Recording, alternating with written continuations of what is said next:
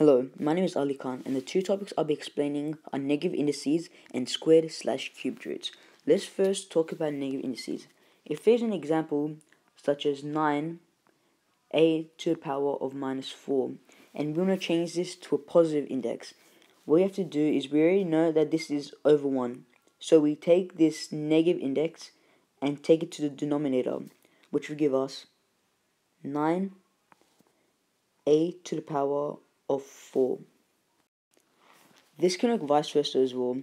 So if you have an example 1 over p to the power of 6 and b to the power of negative 3, if we want to change this to a negative index, we locate the positive index, which is p to the power of 6, and bring it to the numerator, which would give us p to the power of minus 6 over b to the power of negative 3. Now let's talk about squared/cubed roots. We already know that square root is equal to 1 over 2 and cubed root is equal to 1 over 3. So if the indice is found inside the squared or cubed root, for example, square root 16c to the power of 12, what we first do is try to get rid of the square root by doing bracket 16c to the power of 12 bracket to the power of 1 over 2 because it is squared root.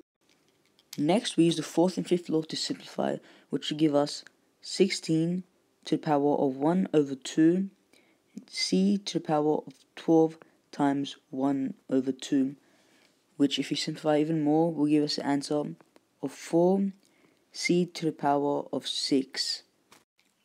This can work for fractions as well, but you should refer to law 6. So if the question is simplify and leave answer negative index, square root 81b to the power of 6, a to the power of minus a over 25, x to the power of 10, y to the power of minus 12. What we have to do is first change into bracket form, which is 81b to the power of 6, a to the power of minus a over 25, x to the power of 10, y to the power of negative 12 bracket to the power of 1 over 2 because this is a square root. Now we just simplify using law 6, which would give us 81 to the power of 1 over 2, b to the power of 6 times 1 over 2, a to the power of negative a times 1 over 2, over 25 to the power 1 over 2, x to the power of 10 times 1 over 2, and y to the power of negative 12 times 1 over 2. So after we simplify our answer, we'll get 9b to the power of 3, a to the power of negative 4, over 5, x to the power of 5, and y to the power of negative 6. But it says simplify and leave answer in negative index. So what we do is we take the positive b to the power of 3 and x to the power of 5 and we swap it. So, and we take it to the numerator and denominator. So our final answer would be 9 a to the power of minus 4 x to the power of minus 5 over 5 y to the power of minus 6 and b to the power of negative 3. So the question is simplify and leave answer in positive index.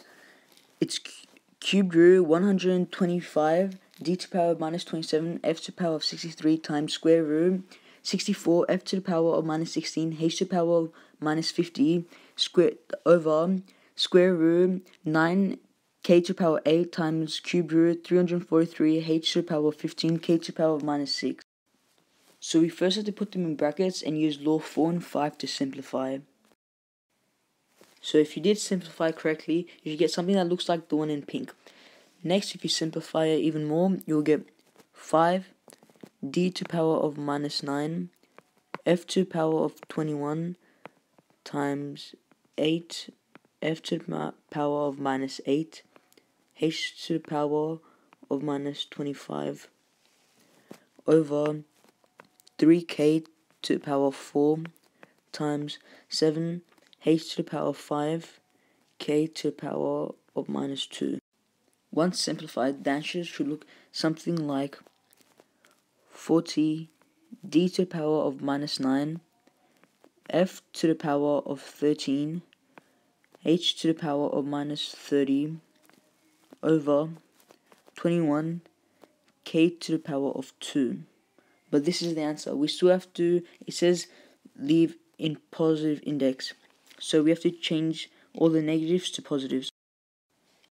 So our final answer would be 40 f to the power of 13 over 21 k to the power of 2 d to the power of 9 h to the power of 30. Thanks for listening.